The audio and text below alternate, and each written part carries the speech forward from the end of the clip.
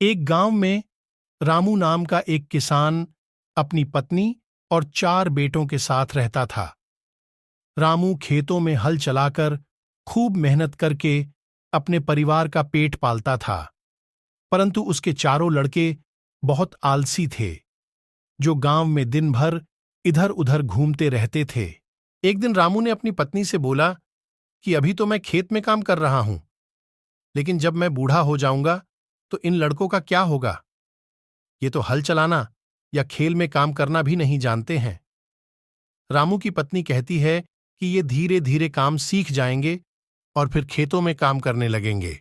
समय बीतता चला गया, लेकिन रामू के लड़के अभी तक कोई काम करना नहीं सीखे थे। एक बार रामू काफी दिनों तक बहुत बीमार था और खेतों में काम करने नहीं जा पा रहा था। उसने अपनी पत्नी को कहा कि वह चारों बेटों को बुलाकर लाए। उसकी पत्नी चारों को बुलाकर लाती है और फिर रामू अपने बेटों से कहता है कि अब मैं ज्यादा दिनों तक जिंदा नहीं रहूंगा, मेरी उम्र हो गई है। रामू को चिंता थी कि उसके जाने के बाद उसके बेटों का क्या होगा, इसलिए उसने अपने चारों बेटों से कहा कि मैंने अपने जीवन भर में जो कुछ भी कमाया है वह खजाना मैंने खेतों के नीचे दबाकर रखा है। मेरे जाने के बाद तुम चारों भाई उस खजाने को निकालकर आपस में बांट लेना। यह बात सुनते ही चारों भाई बहुत खुश हो गए। कुछ समय के बाद रामू की मृत्यु हो गई और उसकी मृत्यु के कुछ दिन बाद उसके चारों बेटे खेत में दबा खजाना निकालने गए और उन्होंने सुबह से लेकर शाम तक सारा खेत खोद दिया, लेकिन उन्हें कोई भी खजाना नहीं मिला।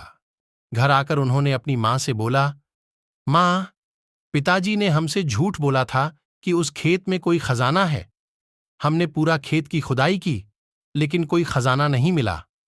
उसकी मां ने बताया कि तुम्हारे पिताजी ने अपने जीवन में यही खेत और घर कमाया है। अब तुम लोग खेत की खुदाई कर ही चुके हो, तो उसमें बीज भी डाल दो। इसके बाद चारों भाइयों ने बीज बोए और मां के कहे 9 उसमें पानी देते गए।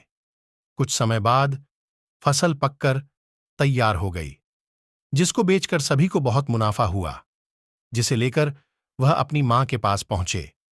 मां ने कहा कि तुम मेहनत ही असली खजाना है, यही तुम्हारे पिताजी तुम समझाना चाहते थे।